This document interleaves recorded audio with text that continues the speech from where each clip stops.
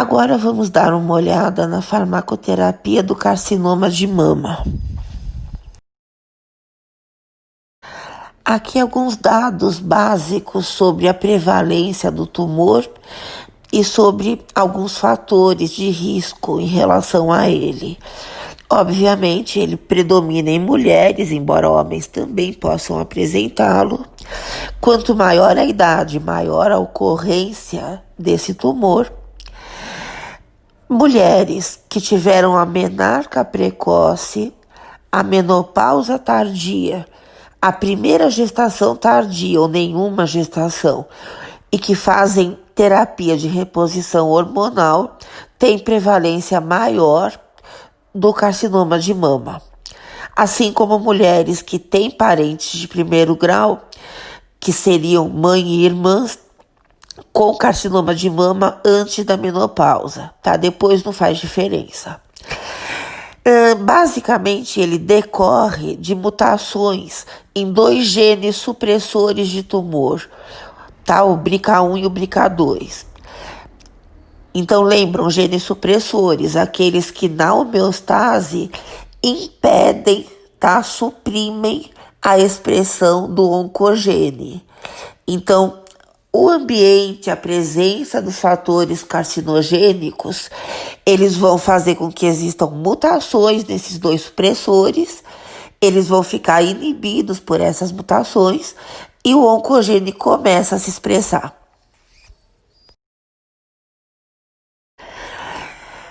Então, quais seriam os fatores carcinogênicos que a gente agora há pouco viu? Basicamente tudo.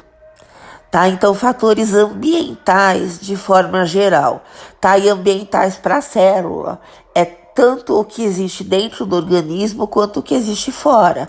Então, desequilíbrio hormonal, alimentos ultraprocessados, cigarro, álcool, radiações de forma geral, desde a ultravioleta até raios gama, para quem trabalha com isso, obesidade. Aqui não só a obesidade, mas o efeito sanfona.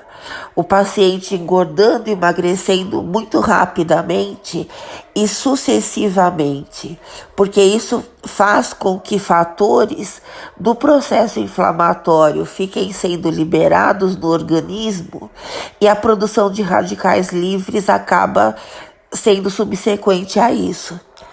Tá? Então, tudo que tira o organismo da homeostase, a célula da homeostase, pode levar à mutação desses genes supressores, tá? E no próprio oncogene também, levando, em consequência, à expressão do oncogene e à produção do tumor.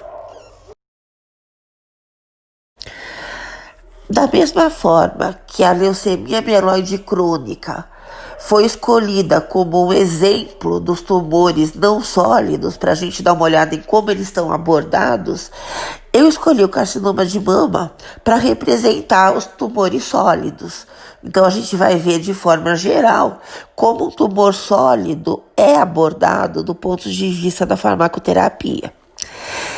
Então, os tumores sólidos, eles são divididos basicamente em 3 tipos: o carcinoma localizado ou in situ, o carcinoma infiltrativo, quando ele já começa a entrar nas células vizinhas e nos linfonodos, que o linfonodo é que vai fazer com que essas células acabem se espalhando pelo organismo, tá? Elas vão indo na linfa.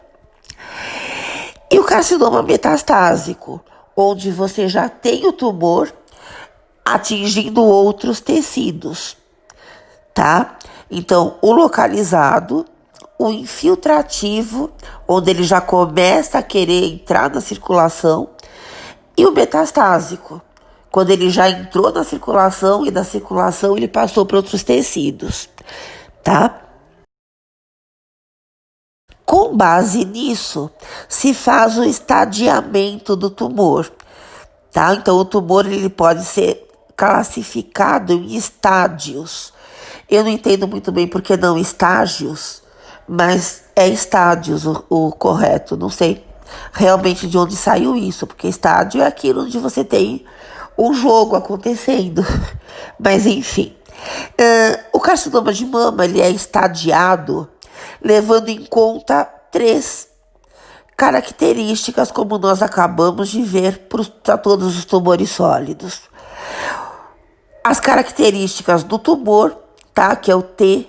Então, tamanho do tumor, formato do tumor, se ele está preso na musculatura, se ele está solto, tá? Então, isso daí é o T. O segundo grupo de características tem a ver com os linfonodos, que é o N, tá? Então, se está acometendo linfonodos próximos ao tumor, se está acometendo linfonodos já distantes do tumor, tá? Então, esse daí é o grupo N de características. E, finalmente, o grupo M de características, que é a metástase. Então, existe metástase, não existe metástase, tá? Então, esse estadiamento também pode ser chamado de T, N, M, tá? T é tumor, então características do próprio tumor. N, se é nódo positivo ou nódo negativo, ou seja, se está acometendo linfonodos e quais deles e como existe esse acometimento. E o M é metástase, existe ou não, tá? Então agora vamos dar uma olhada resumidamente então nas fases de um tumor em relação a isso, tá? Como que a gente estadia o tumor de mama. Aqui, então nós temos o tumor de grau 0, que ele está in situ, ou já começando a sair do in situ e querendo atingir o linfonodo, mas ainda preso na membrana basal. Ele não saiu da circunscrição do tumor, tá? O grau 1, ele é invasivo, mas ainda ele não comprometeu os linfonodos. Então, ele já saiu da membrana basal que delimita o tumor, mas ainda não invadiu o linfonodo. O grau 2 já é nódo positivo, então ele já invadiu linfonodos, mas aqueles próximos do tumor, tá? São os regionais. Então, esse é o grau 2 do carcinoma de mama. Não só o de mama, tá? Todos os carcinomas sólidos são estadiados dessa forma, nesses 4 graus. O grau 3 é o localmente avançado. Então, ele já pegou bastante linfonodos, ele já comprometeu muitos linfonodos. O tumor, ele já se fixa à parede torácica, o que já leva a um risco maior de infiltrar no pulmão. E o carcinoma de mama inflamatório, que é o de progressão mais rápida. Então, você acaba tendo ali um processo inflamatório importante acontecendo e todas as características vasculares do processo inflamatório, principalmente vasodilatação e aumentos de permeabilidade vascular, que vão concorrer para que o tumor acabe se infiltrando com mais facilidade na circulação e facilitando o aparecimento da metástase, tá? Então, o grau 3 é localmente avançado. E o grau 4 já é o metastásico.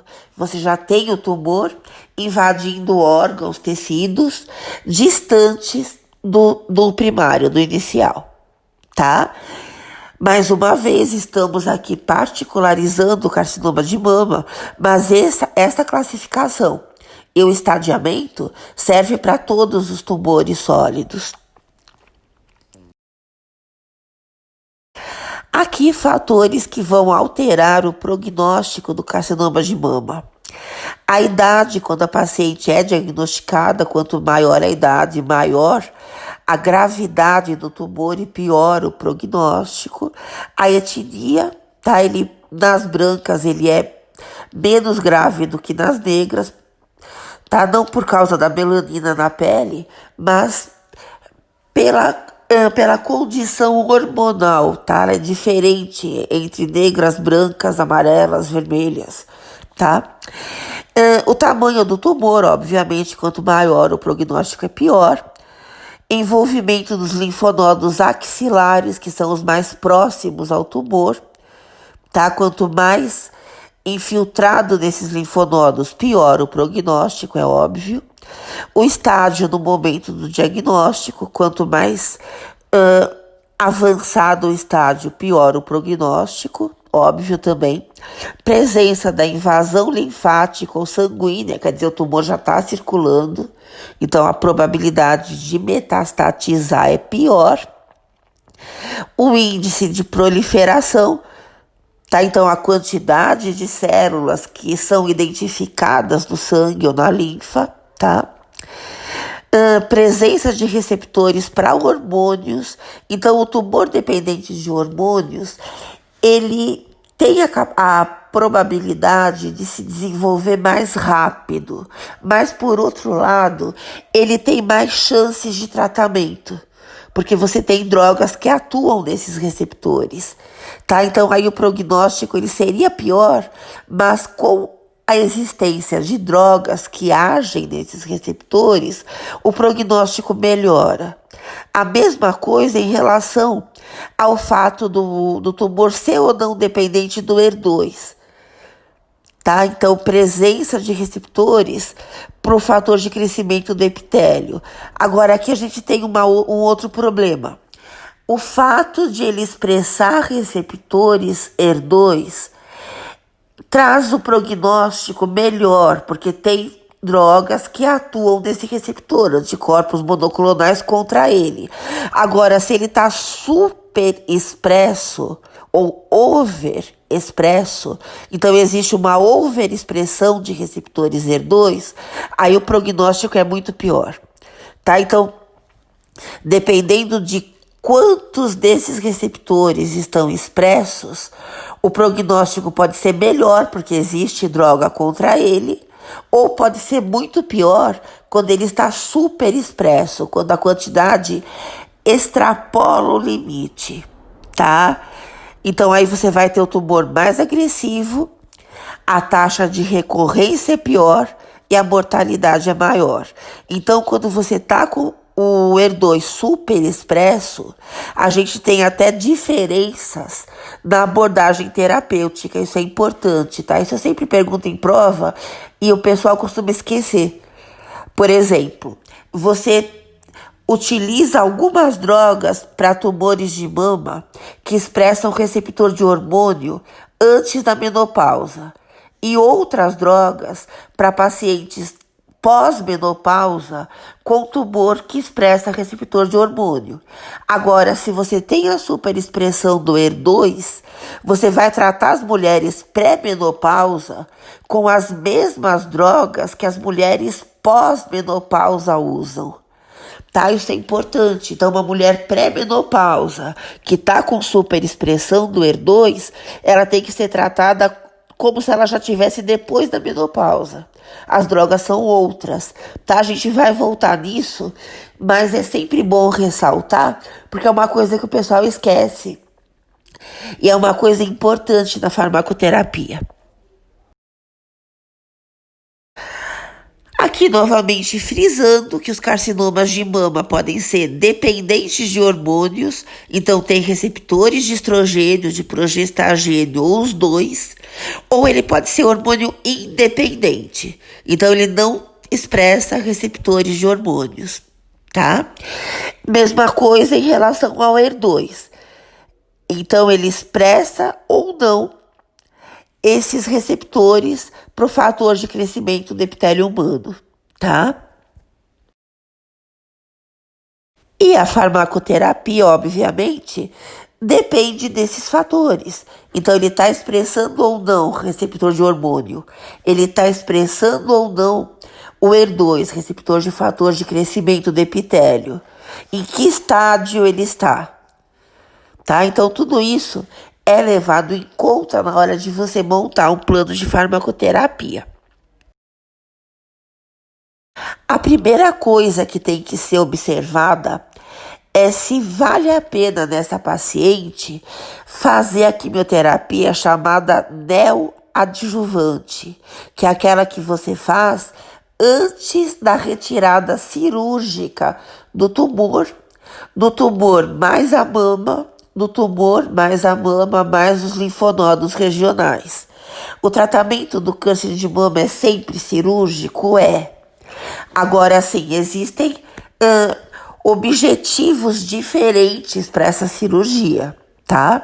E essa cirurgia pode ser feita pós-quimioterapia ou sem quimioterapia prévia. Qual é o objetivo da terapia neoadjuvante? Diminuir o tamanho do tumor. Então, um tumor que não era operável, ele pode se tornar operável depois da quimio neoadjuvante. Então, ela reduz o tamanho do tumor e ela pode reduzir o comprometimento dos linfonodos, tá?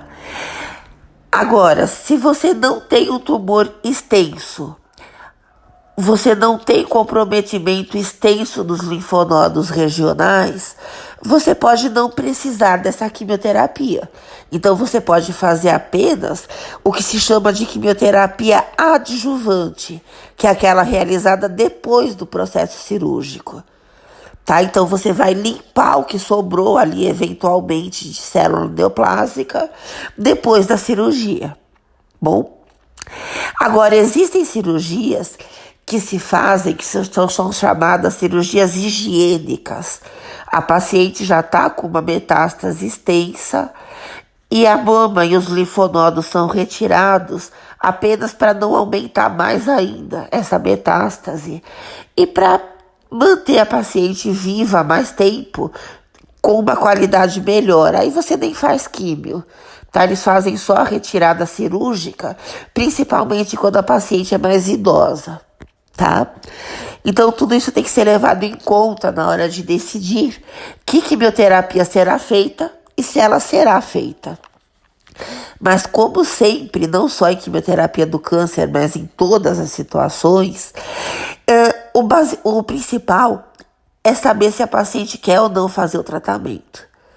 Tá? Se a paciente já tem o carcinoma metastásico, pode ser interessante para ela não fazer mais nada, porque ela vai acabar sofrendo mais ainda com a quimioterapia a troco de coisa nenhuma.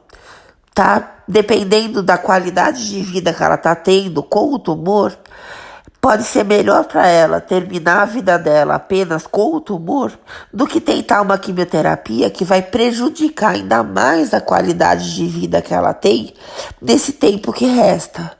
Então sempre o paciente tem a palavra final. Tá? Então ele tem que saber se ele quer ou não. E para ele ter essa decisão, você tem que dar exatamente todas as informações que você tem. O paciente tem que saber a mesma coisa que você e você tem que explicar para ele ou para ela, nesse caso aqui é mais ela do que ele, você tem que explicar para essa paciente na linguagem que ela entenda. Então você tem que dar todas as informações na linguagem que a paciente entende para que ela decida o que ela quer fazer. Tudo que for feito necessariamente tem que ser feito depois que a paciente decidiu o que ela quer. É ela que decide, não é você, nem o médico, nem ninguém. Então, os objetivos da quimioterapia precisam ficar claríssimos para a paciente. Porque se a paciente está esperando sair curada de uma quimioterapia, ela não vai. Então, você tem que explicar para ela. Tá? Que o máximo que você pode conseguir é que em todas as situações é a remissão do tumor. Ela pode viver 40, 50 anos livre da doença, mas ela não está curada, ela vai ter que o tempo todo fazer acompanhamentos. E existem situações onde você não consegue a remissão, que o tratamento é paliativo. Então ela tem que saber de tudo isso, tá? Então, olha, em estágio inicial, e tumores localmente avançados, então grau 0 a grau 3, você consegue uma cura com quimioterapia adjuvante, mas cura entre aspas, você consegue remissão. Então você faz a remoção cirúrgica e a quimioterapia depois adjuvante. Aqui você consegue uma remissão do tumor. Em tumores metastásicos, você não consegue a remissão. Você consegue uma desaceleração da degradação completa do organismo da paciente. Então você consegue aumentar a qualidade de vida e você consegue aumentar dentro de limites o tempo de vida com essa mesma qualidade aumentada, tá? Agora, se você pega uma paciente de 80 anos com tumor metastásico, o prognóstico já é mais reservado. Então, a paciente precisa saber disso, tá? O que eu percebo vendo tratamentos em pacientes desse tipo, pacientes já idosas, é que a paciente tem certeza absoluta do que ela tem e ela não tem problema nenhum com o fato dela morrer, ela está preparada para morrer. Então você precisa falar com clareza, porque a paciente já está preparada para isso. Tá, o idoso normalmente ele é muito mais forte do que o jovem. O que eu tenho visto é que a família tem dificuldade de aceitar, mas a paciente não tem. Se você contar para ela exatamente o que vai acontecer com ela, que o tratamento é paliativo, que ela vai morrer daquele tumor, que ela tem a chance de sofrer mais ou de sofrer menos, dependendo do tratamento que ela escolha, ela aceita perfeitamente bem e ela vai te dar o feedback exato do que tem que acontecer com ela. Agora, a família não costuma aceitar, tá? Mas o paciente sempre tem que ter a informação completa. E a quimio neoadjuvante, ela vai ser utilizada quando ela tem chance de facilitar o procedimento cirúrgico. Então, tumores que não eram operáveis passam a ser. Tumores que têm indicação de mastectomia radical passam a ter indicação de cirurgia conservativa depois da quimioterapia neoadjuvante. Então você consegue não retirar a mama inteira, não retirar todos os linfonodos, tá? Então, quando existe essa possibilidade, a quimioterapia neoadjuvante é indicada. Aqui a gente tem uma comparação da atuação da quimioterapia adjuvante dependendo da idade da paciente e do fato dela já ter o comprometimento de linfonodos ou não. Então vamos ver aqui na última coluninha, olha, de benefício absoluto. Mulheres mais jovens com carcinoma de mama já infiltrado em linfonodo, então nodo positivo, ela tem 14,6% em média de benefício absoluto de fazer a quimioterapia, tá?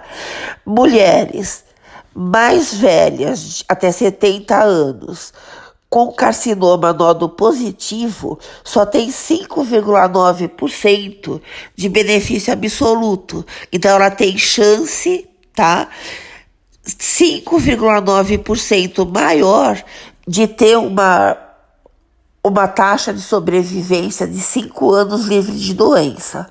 Tá? Sempre é feito esse tipo de comparação em termos de 5 anos de sobrevida livre da doença, tá? Então, mulheres mais novas, de menos de 50 anos, com carcinoma nodo positivo, tem em média 14,6% de chance maior de ter 5 anos de sobrevida livre de doença, tá? Quando elas fazem a quimioterapia adjuvante. As mulheres mais velhas, apenas 5,9% de chance maior de ter 5 anos de sobrevida livre de doença, tá?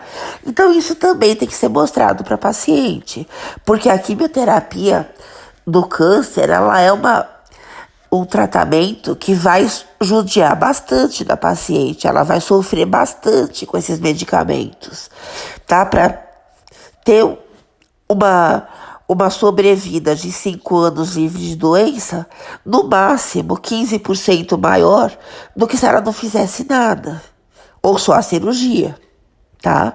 Então são todos pontos a serem levados em conta quando a paciente vai decidir se ela faz ou não o tratamento. Aqui é a diretriz, tá? Que a gente segue no Brasil, que é a diretriz que o FDA indica nos Estados Unidos. Aqui na parte esquerda da diretriz, HR positivo, o que é isso? Tumores de mama que expressam receptores de hormônio, tá? Então, tumores positivos para hormônios. Se eles forem também positivos para o HER2, que é o receptor de fator de crescimento, você vai fazer a quimioterapia citotóxica, mais o trastuzumab, que é o anticorpo monoclonal, tá? MAB é sempre anticorpo monoclonal. E esse anticorpo monoclonal contra o fator de crescimento do epitélio, tá? Contra o HER2. E a terapia endócrina, que é normalmente o tamoxifeno para mulheres pré-menopausa ou inibidores da aromatase para mulheres pós-menopausa, tá? Então, quimioterapia citotóxica, anticorpo monoclonal anti-HER2, porque esse tumor está expressando HER2, e a terapia hormonal com antiestrogênio, tá? Se ele é positivo para o hormônio e negativo para o HER2, obviamente você não vai usar o anticorpo contra o HER2, porque esse tumor não está expressando HER2. Então você vai fazer a terapia hormonal, tá? Antiestrogênio. Dependendo se a mulher é pré-menopausa ou pós, você vai escolher a droga da terapia endócrina específica, tá? Com ou sem a quimioterapia citotóxica. Aqui você tem a opção de fazer ou não a quimioterapia citotóxica juntamente com o anti-hormônio. Tumores que não são dependentes de hormônios, eles são HR negativos, não expressam o receptor de hormônio. Se é positivo para o HER2, quimioterapia citotóxica mais o anticorpo anti-HER2. Se não é positivo para HER2, não expressa o HER2, você faz só a quimioterapia citotóxica, tá?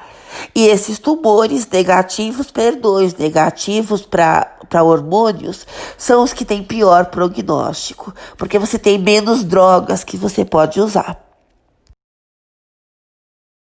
Então vamos dar uma olhada nessas drogas que a gente pode utilizar, dividindo os tumores por estágio.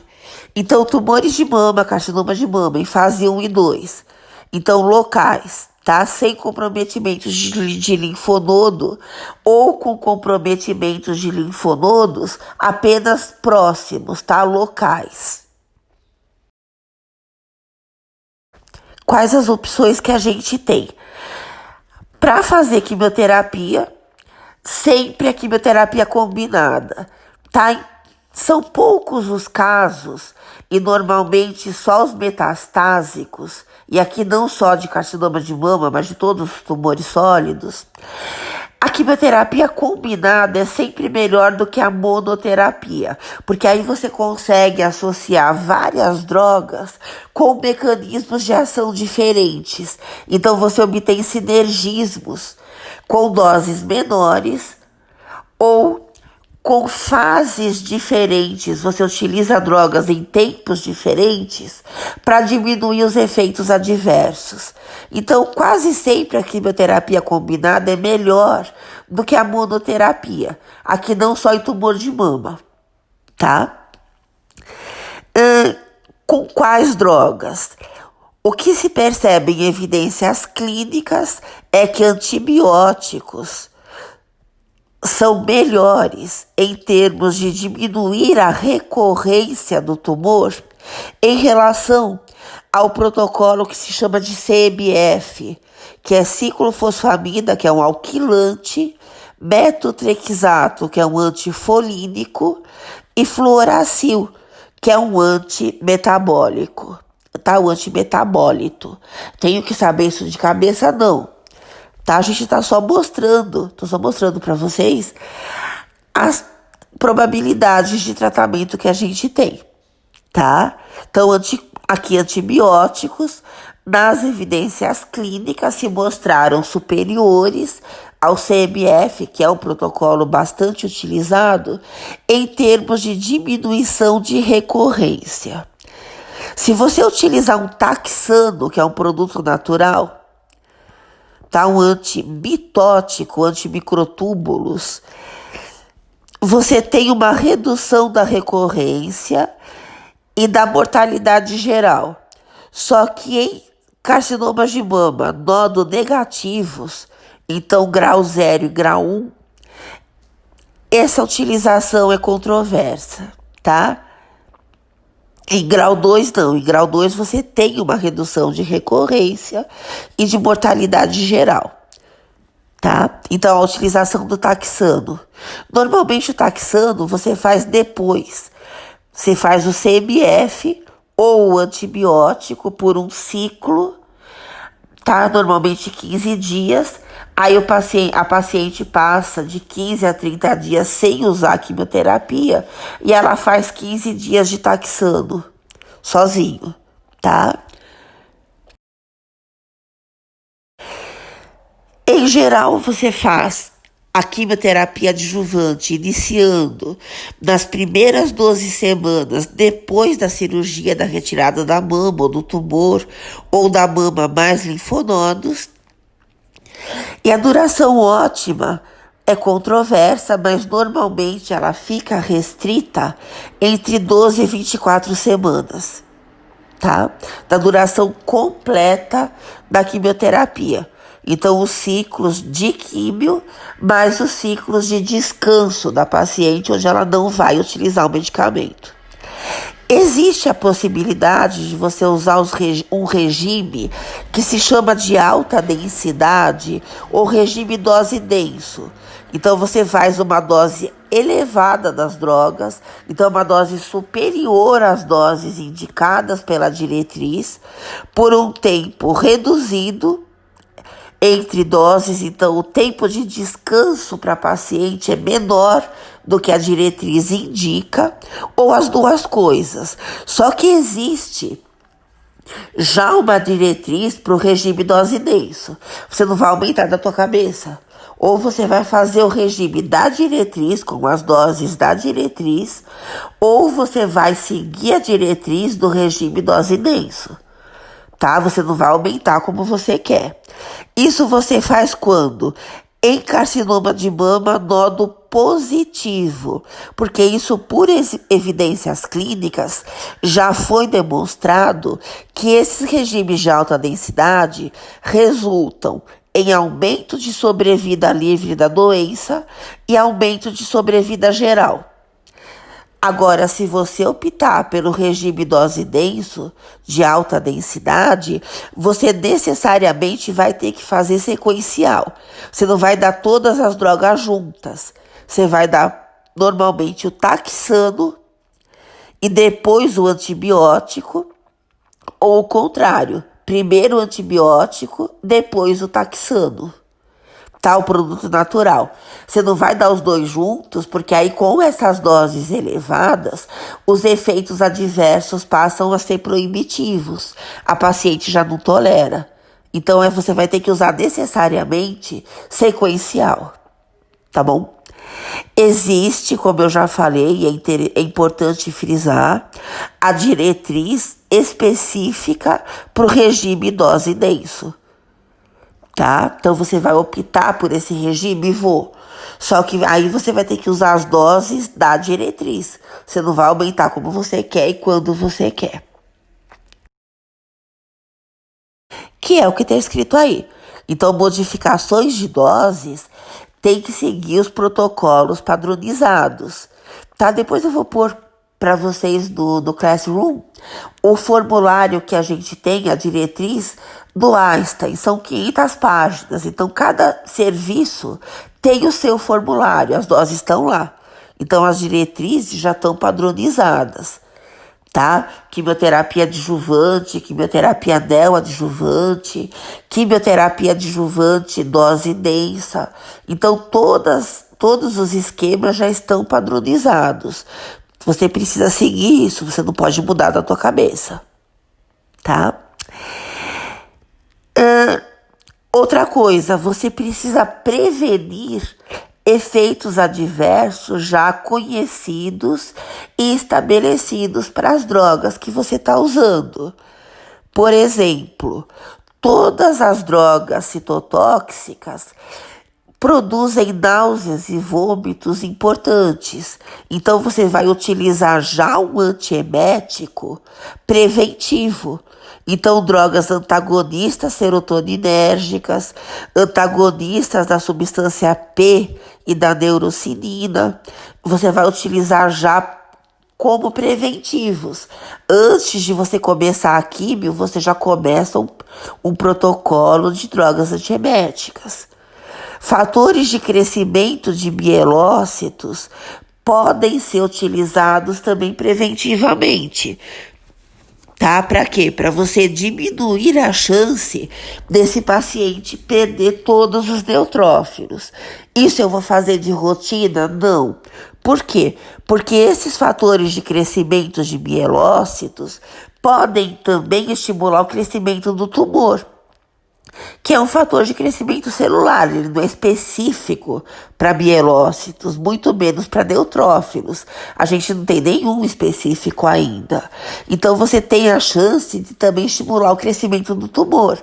Então aí a avaliação risco-benefício vai ser feita para cada paciente. Tá? O que é melhor para ele? Usar o fator de crescimento ou não? Arriscar uma neutropenia ou não? Tá? Então, o tempo todo tem que ser feito isso. O aumento da taxa de sobrevida utilizando quimioterapia adjuvante em tumores na fase 1 e 2, nódulo negativo, então tumores locais, tá? São modestos. O que a gente viu naquela tabelinha mais para trás. Então, usar quimio adjuvante ou não, fazer só a cirurgia ou cirurgia mais químio não faz grande diferença estatística quando o tumor não já atingiu linfonodos. Agora, a redução da recorrência é significativa. Então, pode ser que valha a pena você fazer a químio em termos desse tumor passar mais tempo antes de voltar. Tá? Então a paciente também tem que saber disso. Ela vai sofrer com a químio? Vai. Mas a chance dela ter esse tumor de volta em 5 anos, por exemplo, é diminuída. Então pode ser que ela opte por fazer. Aqui é apenas uma tabela com exemplos dos protocolos. Tá? Então tem o AC, tem o CMF, como a gente já viu, tem o AC mais taxano, tá? Então essas siglas significam os grupos de drogas antineoplásicas citotóxicas que a gente pode utilizar, tá? Só para mostrar para vocês que existem vários e que cada um deles tem as suas doses, os seus tempos, tá? As suas posologias. Bom, como eu disse, depois vou colocar para vocês um formulário para vocês darem uma olhada como isso vai acontecer nos serviços todos de tratamento. Aqui, quando você tem um tumor que expressa o HER2, você pode usar a quimioterapia adjuvante com anticorpos monoclonais. Tá? Qual é o mais usado? É o trastuzumab, que é o anti-HER2 mais antigo, mais conhecido, mais estudado e mais usado. Você diminui usando ele em 50%, em média, o risco de recorrência. Então, você vai utilizar concomitantemente, então junto com a quimioterapia citotóxica, tá? Só que assim, doses, esquema, duração dessa químio ainda é controversa. Você tem vários autores propondo vários esquemas de tratamento, mas em todos eles a redução da recorrência do tumor é significativa. Agora, no Brasil, a gente tem mais um, porém, que é o preço disso. Tá? O SUS não vai usar isso de rotina e nenhum convênio médico que eu conheça utiliza isso de rotina. A paciente precisa processar para conseguir o acesso. Então você consegue utilizar quando a paciente pode pagar ou quando ela está inserida num ensaio clínico. Então, num serviço escola, num serviço acadêmico, tá? Mas ela tendo acesso, é ideal você utilizar o anticorpo monoclonal em tumores que expressam HER2.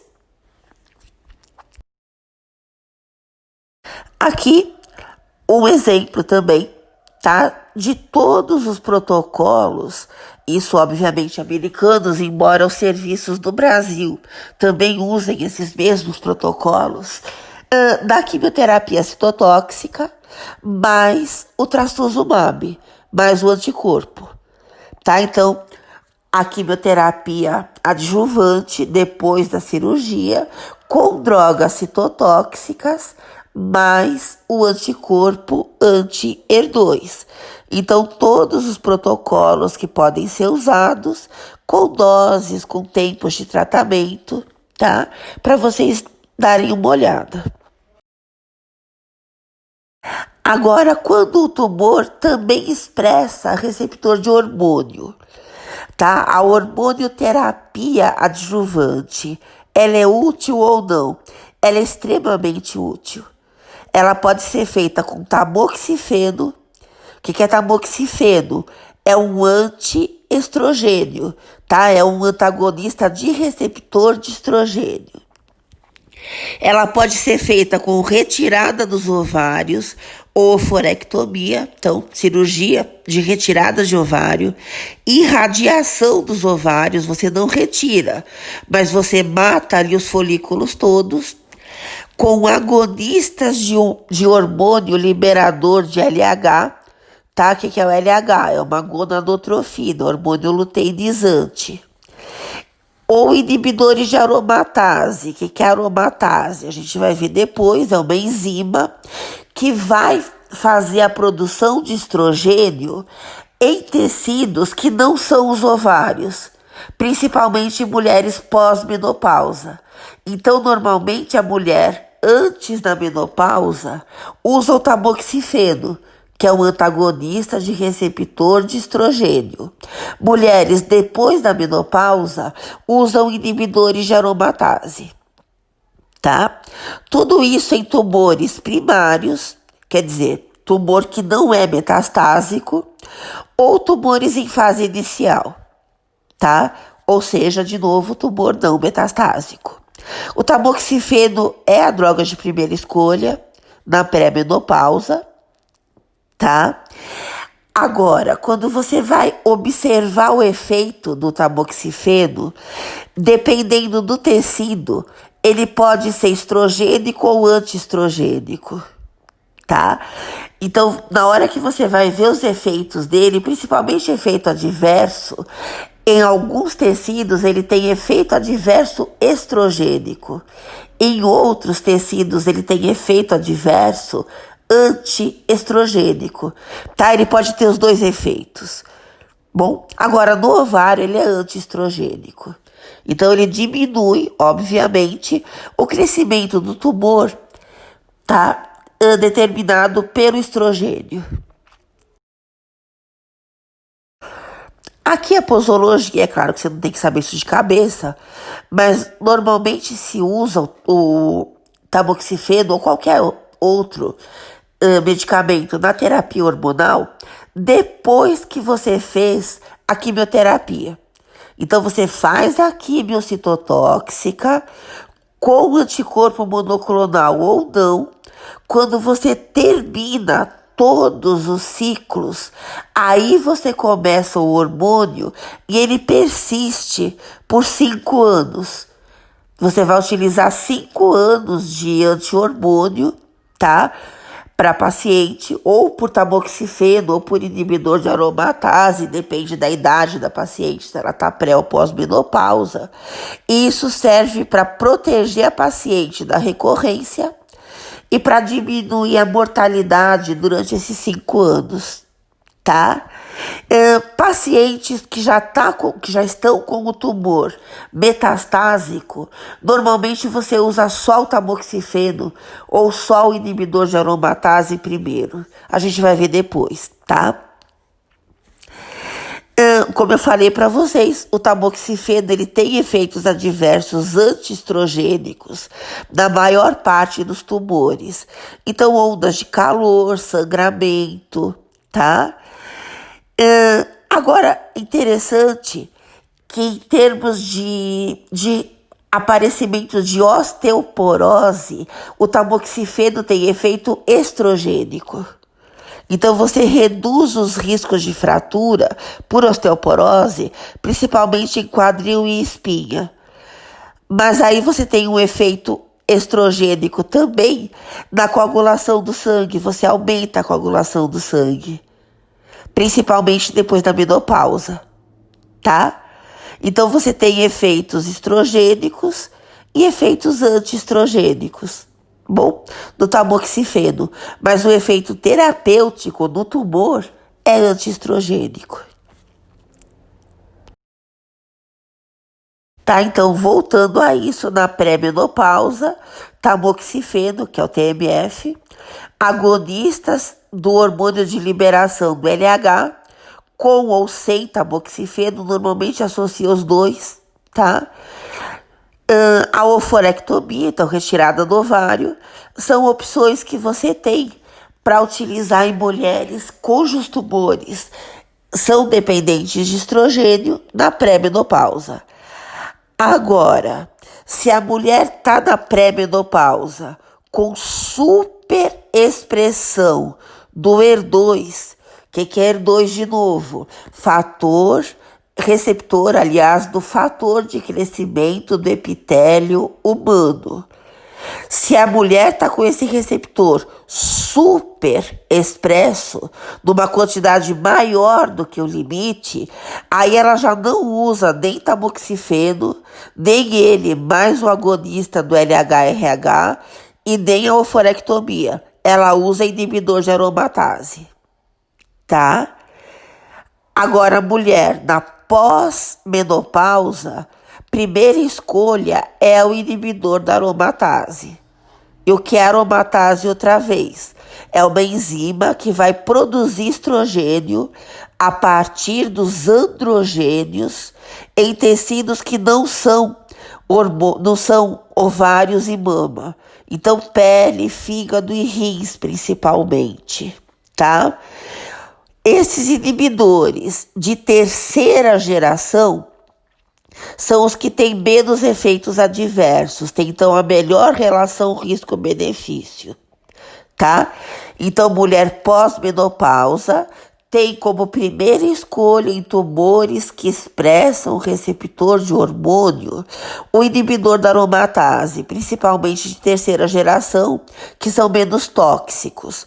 Agora, se a mulher está na pré-menopausa com receptor de HER2 superexpresso, a primeira escolha também é inibidor de aromatase, tá? Mulheres na pré-menopausa com receptores HER2 expressos dentro de limites, tá? Não superexpressos ou não expressos, então tumores que não são dependentes do fator de crescimento de epitélio, aí a primeira escolha é o tamoxifeno, tá? Isto é fundamental, isso eu sempre peço em prova porque isso é importante, tá? Inibidores da aromatase, quais os efeitos adversos principais? Então, efeitos antiestrogênicos, osteoporose, ondas de calor, aqui dores articulares, dores musculares, em algumas pacientes, sangramento vaginal, tá? Em tumores de fase 3, o que é um tumor fase 3? Ele já comprometeu linfonodos, não só locais, tá? Não são mais locais avançados. Eles já comprometeram linfonodos distantes. Qual a primeira escolha? Quimioterapia primária. O que é quimioterapia primária? Você só faz a quimioterapia sem cirurgia. Ou neoadjuvante. Você faz a quimio antes da cirurgia. Para quê? Para diminuir o tamanho do tumor e para diminuir um pouco o comprometimento de linfonodos. Tá? Então você torna operáveis tumores que não o eram. Quando que o tumor não é operável? Quando ele já pegou todos os linfonodos possíveis. Aí não adianta você operar, porque você teria que tirar todos os linfonodos da pessoa, o que não tem como ser feito. A quimio primária, com o taxano, que é um produto natural, e antracíclico, que é um antibiótico, é a primeira escolha, tá? Então, AC que se chama. Se o tumor expressa receptor HER2, receptor de fator de crescimento de epitélio, tá? Ele é o anticorpo anti-HER2, ele é adicionado a essa químio. O objetivo aqui é cura entre aspas, que nunca é cura, tá? É remissão.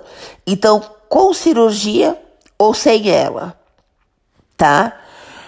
A quimioterapia com o taxano, produto natural, mais antibiótico, acompanhado ou não de anticorpo anti-HER2, dependendo se o tumor é ou não positivo para HER2, consegue uma remissão importante do tumor dessas pacientes.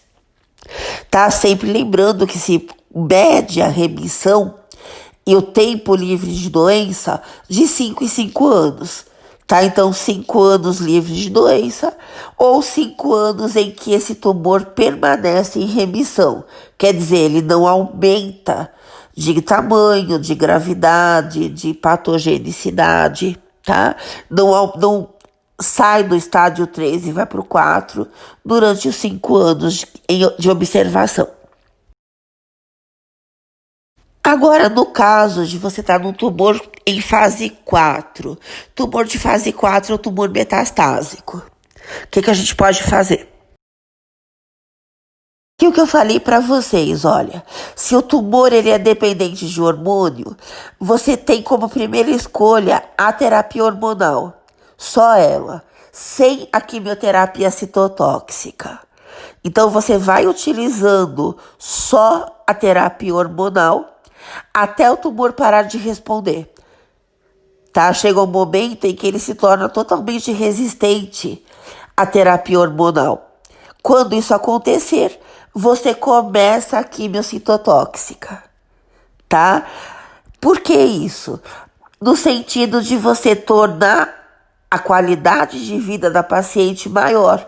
Por quê? Porque o tratamento com anti-hormônios ou com hormônios, depende do tumor, é muito mais aceitável. A paciente consegue tolerar muito melhor, porque os efeitos adversos são muito menos incisivos, muito menos desagradáveis do que os efeitos adversos dos quimioterápicos citotóxicos. Então você vai usando a terapia hormonal até que o tumor pare de responder a ela. Quando parou, você introduz a quimioterapia citotóxica. E aqui, de novo, se a paciente quiser, tá? Se ela achar que para ela é viável sofrer os efeitos adversos, perder cabelo, vomitar ensandecidamente, perder sistema imune, tá? Que ela vai ter com a quimiocitotóxica, tá bom?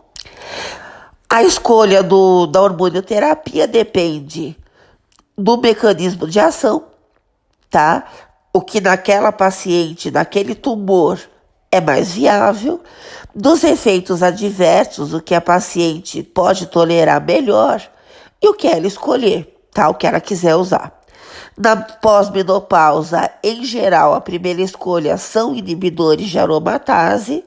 Na pré-menopausa, tamoxifeno associado aos agonistas do hormônio liberador do LH, ou a retirada dos hormônios cirúrgica, se a paciente optar por isso, tá? Então você tem essas escolhas, sempre lembrando de novo, porque isso é fundamental, se a paciente tá com o receptor HER2 super expresso, aí o tamoxifeno, a oforectomia e os agonistas LHRH já não são primeira escolha. Primeira escolha sempre inibidor da aromatase. Idem na pré-menopausa, tá? Paciente com receptor HER2 super expresso, sempre primeira escolha é inibidor de aromatase, independente da idade, se ela tá pré-menopausa, se ela tá pós-menopausa, tá?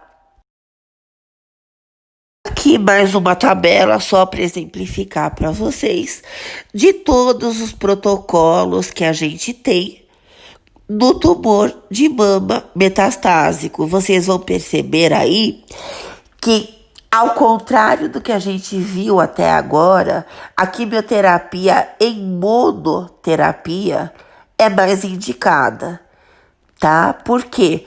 Porque aqui o tratamento é paliativo. Se o teu objetivo é aumentar a qualidade de vida da paciente, não faz sentido você usar várias drogas citotóxicas somadas, porque você vai ter efeitos adversos de todas elas.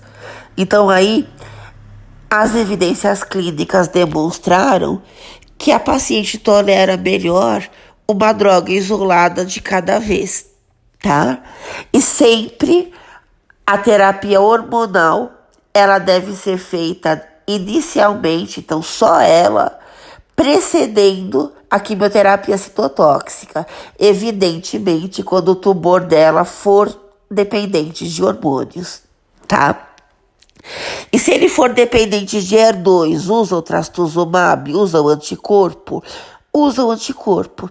Tá? Então você vai utilizar o anticorpo contra HER2, mas aí só quando você for fazer a quimiocitotóxica.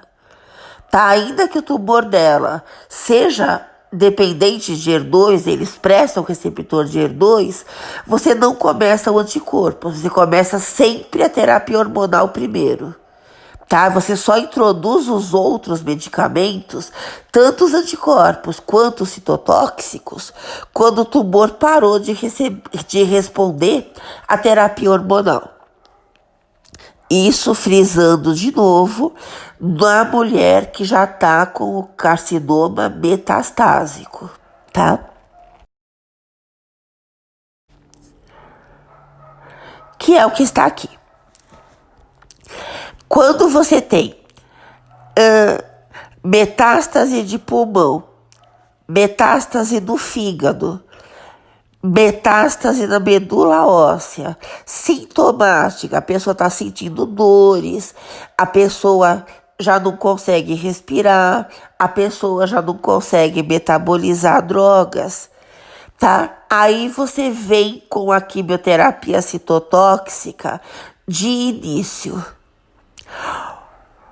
Quando o tumor não é dependente de hormônio, aí obviamente você não vai fazer hormonioterapia inicial, você já começa com a quimioterapia citotóxica, tá? E quando você já não tem mais respostas à hormonioterapia, aí você vem com a quimiocitotóxica, tá? A quimioterapia aqui, QT, durante toda essa aula, e não só na aula, nos livros também, o que eles chamam de quimioterapia é a quimioterapia citotóxica. Alquilantes, antibióticos, produtos naturais, antimetabólitos, tá? Estas drogas citotóxicas, tá? E aqui o que eu falei para vocês, a monoterapia é preferível porque ela é mais tolerável, a mulher sofre menos, tá? As respostas são mais lentas, mas em relação ao aumento de qualidade de vida, ela é preferencial, tá? A paciente tolera melhor. Aqui as drogas preferenciais da quimioterapia citotóxica na paciente com metástase. Antibióticos, tá? Antraciclina são antibióticos. E taxando os produtos naturais dão respostas de cerca de 50 a 60% de aumento de sobrevida livre de doença, então de resposta, tá? Capecitabina, principalmente ela, tá? Vinorelbina e gencitabina, que são antimetabólitos, tem taxas de sobrevida livre de doença, então de funcionamento da droga, entre aspas, entre 20 a 25%, usadas depois do antibiótico e taxano. Então, normalmente se usa o antibiótico ou o taxano, tá? Por um período e depois se utiliza um desses antimetabólitos, tá? Existe um antimicrotúbulo, que é a ixabepilona, que é utilizado em monoterapia, então sozinho, em algumas situações junto com a capecitabina, com antimetabólito, tá? Você consegue utilizar depois de, no mínimo, 2 ciclos completos de quimioterapia. Então, você está fazendo a quimio citotóxica ou com antibiótico ou com taxano, tá? Ou com a capecitabina. Terminou 2 ciclos, você pode adicionar esse antimicrotúbulos. Ou você pode utilizar esse antimicrotúbulos substituindo a capecitabina ou qualquer outro antimetabólito utilizado quando você tem alguns efeitos adversos que a gente já vai ver, tá? No caso clínico que eu vou deixar para vocês vão ver isso acontecendo. Você vai ter que substituir o antimetabólito por esse antimicrotúbulos, porque a paciente teve um efeito adverso específico que nós veremos, tá? E os anticorpos monoclonais, que podem ser os anti-HER2, se o tumor for dependente de HER2, ou o antiangiogênico, bevacizumab, tá? Pode ser o caso de você utilizar, claro, se a paciente tiver acesso a eles. Aqui, mais algumas opções. O lapatinib, que é um inibidor de tirosina quinase, que ele age no HER2. Então, se você tiver acesso a essa droga é muito nova e muito cara, mas se você tem acesso, é um inibidor de tirosina quinase que age no receptor HER2. Tá? No resíduo tirosina quinase desse receptor. Você consegue utilizar para aumentar a eficiência da capecitabina, que é um quimioterápico citotóxico antimetabólico, tá? É um antimetabólico da citosina. Ela entra no lugar da citosina na síntese do ácido nucleico, tá? O trastuzumab, ele é cardiotóxico. Na verdade, a maior parte dos anticorpos monoclonais e dos inibidores de tirosina quinase, então os NIBs e os MABs, a maior parte deles é cardiotóxica. Agora, quando você usa junto com o antibiótico antracíclico, essa cardiotoxicidade fica muito maior. Então, é uma associação que você não deve fazer. Anticorpo monoclonal mais antibióticos citotóxicos, principalmente desse grupo antracíclico, tá? Então, isso daí já é uma associação que você não pode fazer, porque a cardiotoxicidade aumenta demais. Aqui, de novo, só uma tabela mostrando os protocolos para o carcinoma metastásico, tá? Com o anticorpo monoclonal, ou sem ele, dependendo do tumor, tá? Com as fases onde você vai utilizar. Então, o taxano, que é o paclitaxel, o antibiótico, a capecitabina, o ixabepilone, como que você pode usar, tá? Vocês vão perceber que normalmente você usa uma droga sozinha ou associada com anticorpo, tá? Isso também, novamente, frisando em pacientes com metástase. Que efeitos adversos da terapia endócrina? O que a gente tem que saber? Que o tamoxifeno, ele pode ter efeitos estrogênicos e antiestrogênicos, depende do tumor, depende do local, do tecido onde ele está agindo. Então você pode esperar efeitos adversos estrogênicos e antiestrogênicos. Inibidores da aromatase são só antiestrogênicos, tá? Então você vai ter efeitos como os da menopausa, tá? Então, osteoporose, ondas de calor, dores articulares, dores musculares, aumento de colesterol, aumento de glicemia, tá? Antiestrogênios, obviamente, efeitos antiestrogênicos. Estrogênios, obviamente, efeitos adversos estrogênicos. Androgênios, na mulher, efeitos adversos antiestrogênicos, tá? Então, dependendo do que você está usando, você vai ter os efeitos adversos. Só é importante vocês lembrarem que o tamoxifeno é diferente.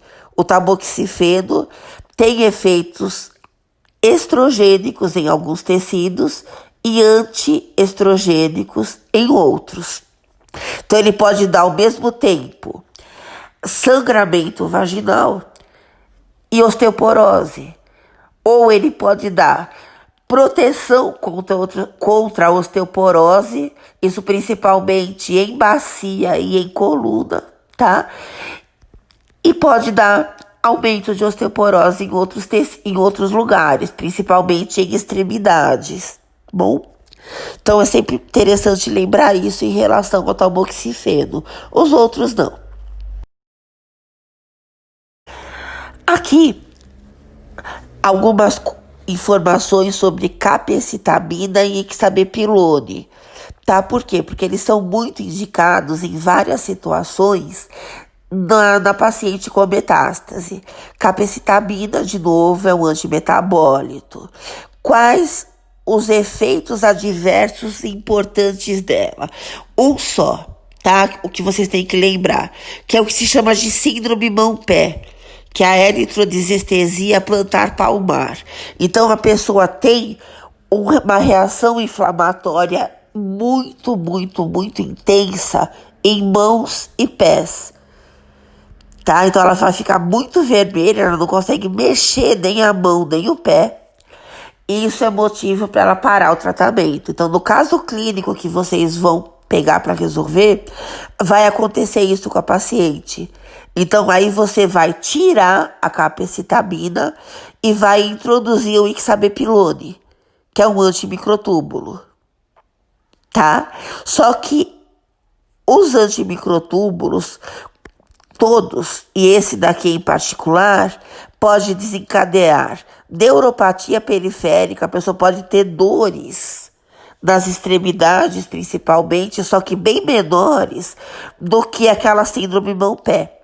Mas o que pode acontecer é essa droga acabar com os neutrófilos da pessoa. Ela pode induzir neutropenia e neutropenia do tipo febril. A paciente pode ter um aumento de temperatura corporal que pode levar à convulsão, tá? Então, para você prevenir esse efeito, você pode preferir utilizar um fator de crescimento de granulócitos antes de usar o ixabepilone, para já fazer um aumento de neutrófilos, ou você pode usar junto. Só que você tem que se lembrar que esse fator de crescimento pode aumentar o crescimento do tumor, pode estimular a progressão do tumor também.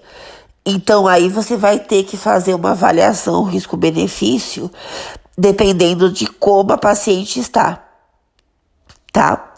Então, você pode utilizar o fator de crescimento para prevenir a neutropenia antes de usar o ixabepilone e pode utilizar junto com ele.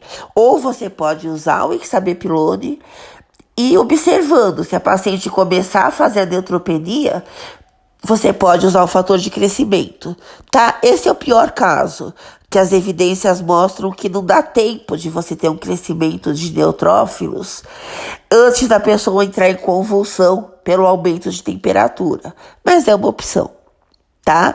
Paciente com metástase óssea ou osteoporose decorrente do tratamento com antiestrogênio, tá? Necessita de drogas do tipo bisfosfonadas, que é uma droga que vai proteger o osso da clastocitose, da destruição dos osteoblastos, tá? Isso eu não sei se vocês já não lembro se vocês já viram em aula a farmacoterapia em relação às doenças do cálcio, mas se vocês já viram, vocês viram os bisfosfonados.